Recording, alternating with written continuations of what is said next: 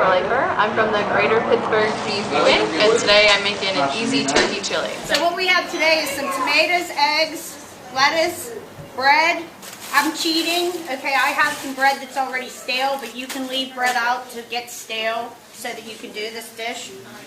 And it's what it is it's an egg bake.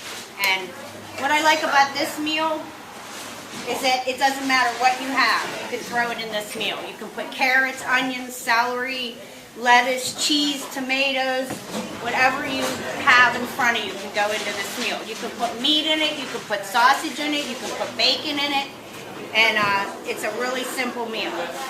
So first,